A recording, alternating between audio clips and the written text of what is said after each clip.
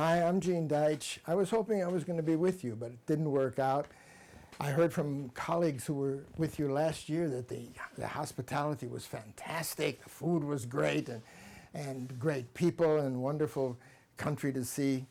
But here I am in my little working studio in Prague, hoping in this way at least to communicate with you somewhat. I'm 85 years old now, but I can remember a lot in the history of animation, and especially when I was a kid raised in Hollywood.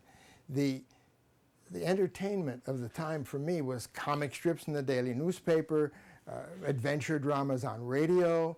Television, of course, was just science fiction. Sometimes it was somewhere far in the future.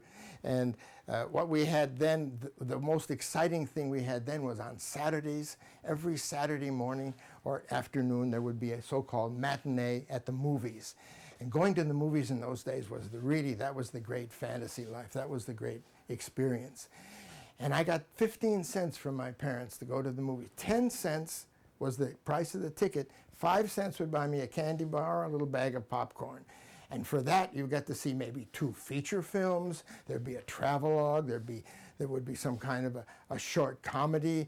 There would be a newsreel, of course, and there would be a serial, adventure serial. You'd see 1 chapter a week, and then 2 or 3 cartoons. And that was, for me, my red meat, seeing those cartoons.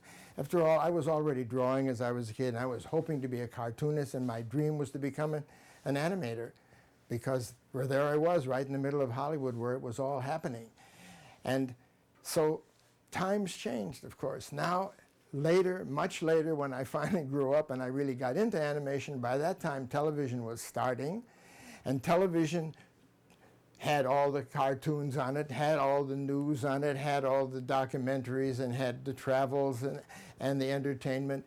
And so the movie theaters just had to drop all of those features. The short cartoon just disappeared from the screen.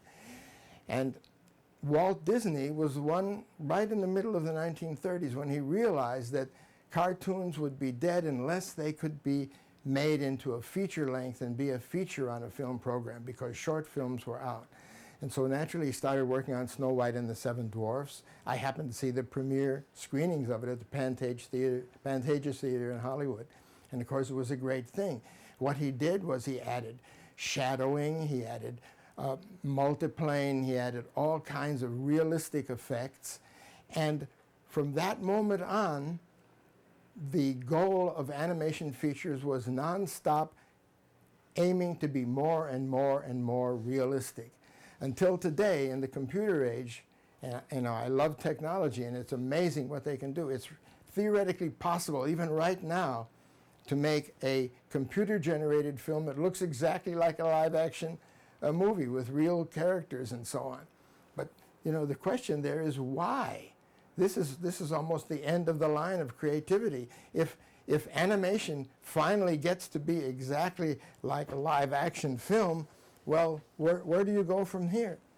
Now, I started my career in a studio in Hollywood called UPA that had exactly the opposite philosophy. Their idea was that drawing goes back to the beginning of humankind. People, men and women, were painting on walls in caves and scratching pictures in stone, drawing and hieroglyphics in Egypt. Drawing is really a part of human history and in painting, and it really cannot be stopped. And it's traditionally the basic origin of animation. Animation was always drawn, and now we're in danger of seeing it smothered. There are very, very few drawn animation films on the big movie screens now. And I'm using the term drawn animation because I really resent the terms that have sprung up in recent times. What we are doing is now called 2D. That means it's wide and high. And what the computer-generated films are doing is called 3D. And of course, that's all nonsense. It's all projected on a flat screen. It doesn't matter whether it's a computer-generated or drawn animation. It's on a flat screen. The impression of depth is strictly psychological and manipulated.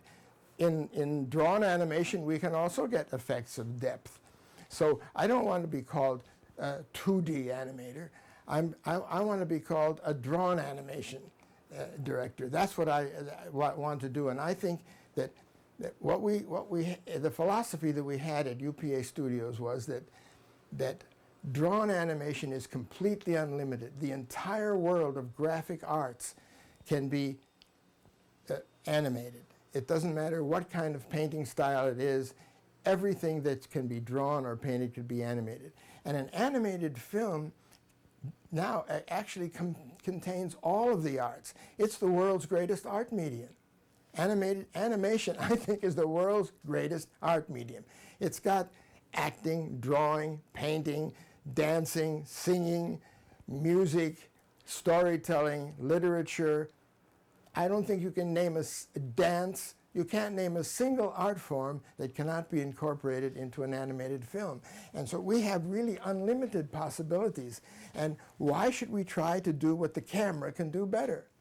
So I'm here really to wave the flag for drawn animation. And I really would like to have your opinions about this too. I've got, since I can't be there, I hope that you'll be able to write to me. This is my email address, Gene DEITCH, one word, at yahoo.com, Gene DEITCH at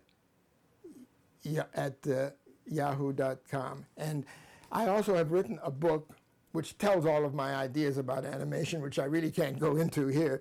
And that's on the Animation World Network. And that's genedeitch.on, that's AWN.com. There, everything and maybe more than you want to know about my opinions of animation are there. So I really would like to hear from you. I'm sorry I can't be with you now. I wish you all the best, and bye-bye.